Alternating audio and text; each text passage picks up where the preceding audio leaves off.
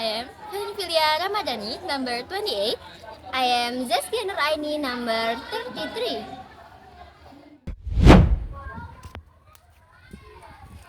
Hey yo, What's up, guys? my name is Walina Putsayani, number 29. And my name is Sania Atia Sonata Putri, number 22.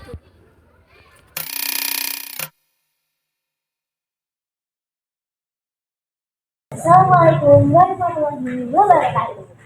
Halo teman-teman semuanya, perkenalkan nama saya Filia Ramadhani dari kelas 10 angkatan 4 SMK Negeri 1 Kota bersama dengan Ibu owner pemilik warung teras Sukun.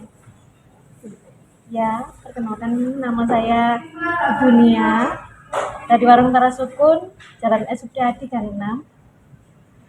Jadi kami melakukan observasi warung teras Sukun ini karena kami merasa warung teras Sukun ini adalah usaha UMKM yang cukup besar dan mampu memiliki kriteria yang diminta oleh Bapak Ibu.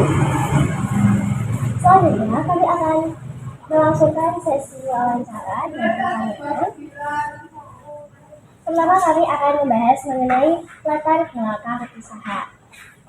Jadi, apa sih Bang alasan Ibu membangun usaha warung teras Sukun ini? Alasannya dari segi pengalaman.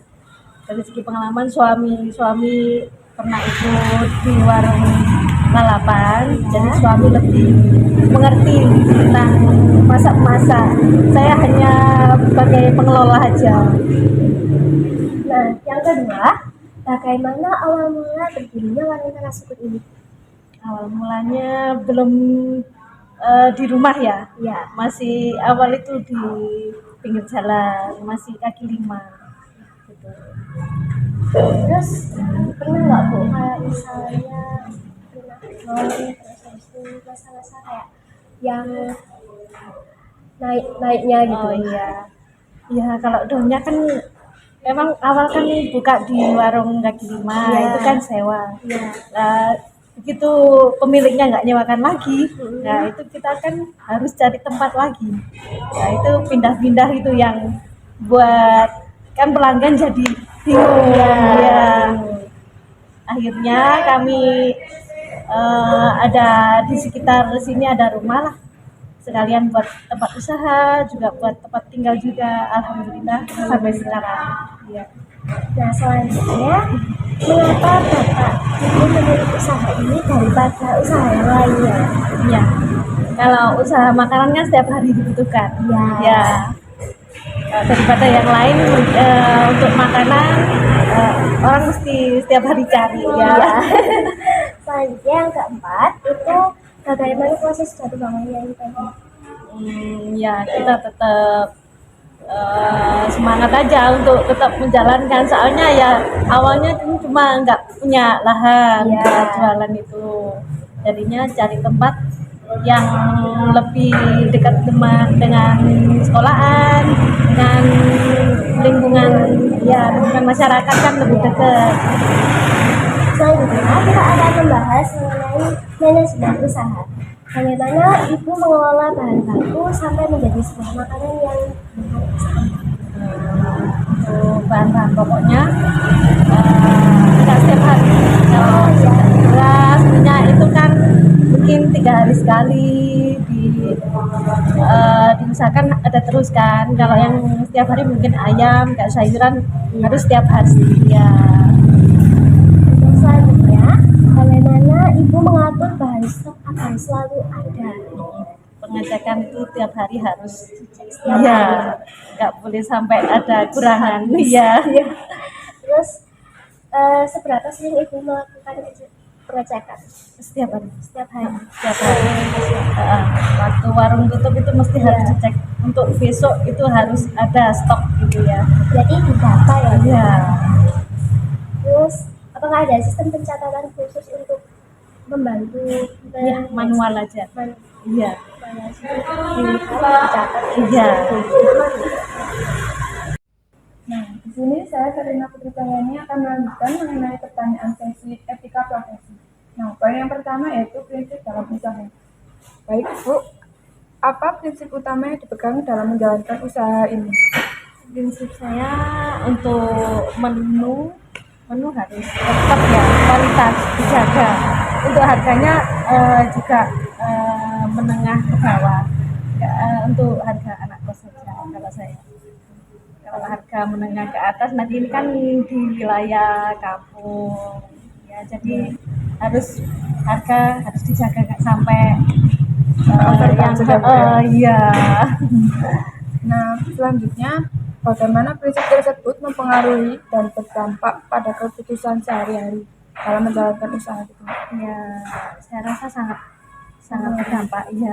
Soalnya kan untuk masa sekarang banyak orang yang mencarinya harganya lebih daripada nanti kan buat makan setiap hari. Untuk aplikasi sekarang harus dikembangkan. Iya. Nah, selanjutnya yaitu mengenai sistem perekrutan pegawai. Bagaimana cara ibu merekrut atau memilih para pegawai? Nah, kalau di sini kebanyakan dari dulu dari karyawan lama yang mau resign itu mesti kebanyakan kalau resign begini kah gitu ya, itu saudaranya yang di sini ambil alih gitu, jadi udah kenal gitu. Selanjutnya, apa ada kriteria utama yang harus dilihat saat merekrut pekerja baru? Yang penting giat aja, jujur terutama. Terus, apakah kalau merekrut itu ada pelatihan khusus apa langsung? Iya, pelatihan khususnya cuman mengenai perpackingan penjualan aja, dikasih tahu sebentar lah, nanti juga kan ini juga tiap hari kayak nyiapin minuman gitu ya.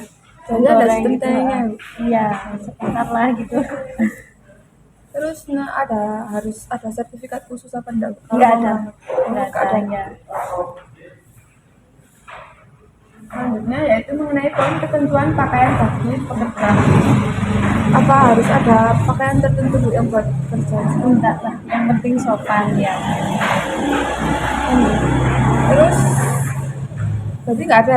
Iya, enggak ada seragam. Bebas Iya. tapi rapi. Iya, bebas rapi sopan ya. Saya Zaskia Nur Aini akan melanjutkan sesi wawancara tentang K3LH.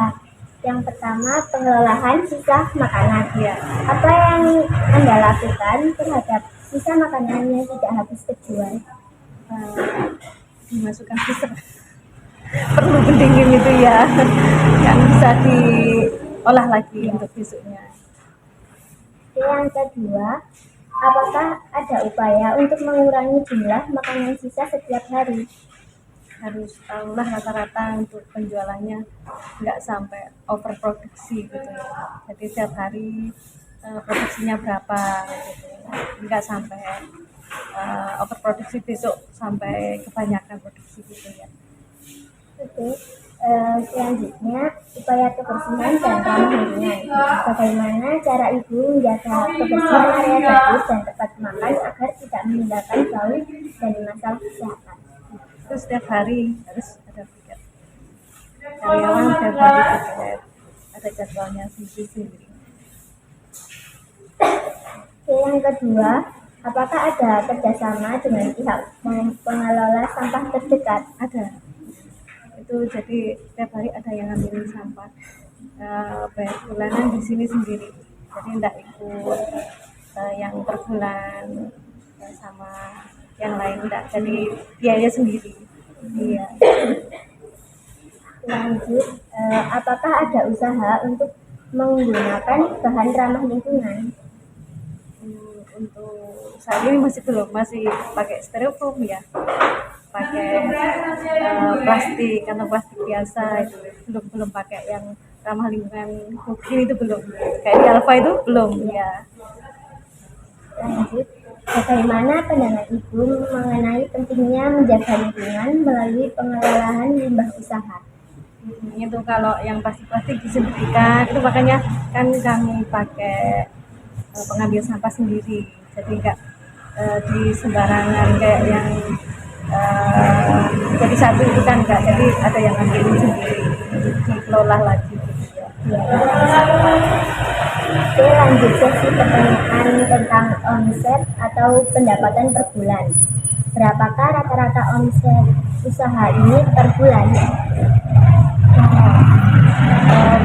Per hari itu kita sampai pendapatan kotor 5 juta tapi 30 ya, ya 150-an ya, sampai segitulah penjualan kotornya.